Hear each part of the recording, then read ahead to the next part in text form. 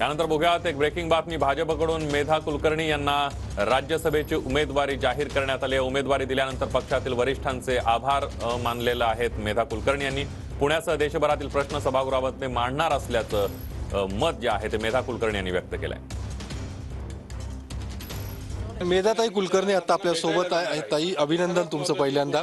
मात्र आज तुम्हाला उमेदवारी राज्यसभेची जाहीर झालेली आहे। जो काही सातत्याने बोललं जात होतं की तुमच्यावरती अन्याय होतो पक्षातल्याच काही लोकांकडनं, तो अन्याय दूर झाला असं म्हणता येईल का?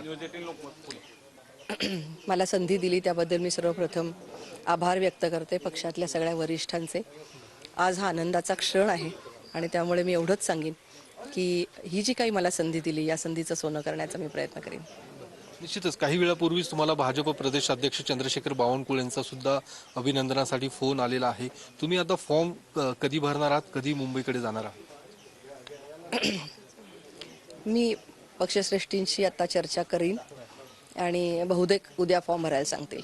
चंद्रकांत दादा पाटलांच्या कार्यपद्धतीवरती तुम्ही अनेक वेळा नाराजी व्यक्त केली होती, ती कुठेही लपून राहिली नव्हती। आज उमेदवारी जाहीर झालेली आहे, तुम्ही त्यांना भेटायला जाणार आहात का काय? आज आनंदाचा प्रसंग आहे, त्यामुळे आज इतर भूतकाळातल्या काही गोष्टींबद्दल बोलणं हे मला उचित वाटत नाही।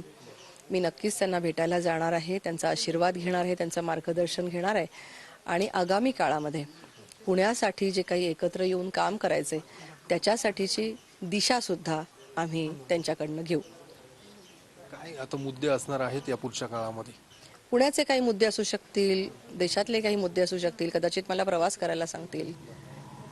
जे काय आता पुढचे आदेश मिळतील त्याप्रमाणे। कॅमेरामन तुषार ननावरेसह मी योगेश बोरसे, TV9 मराठी।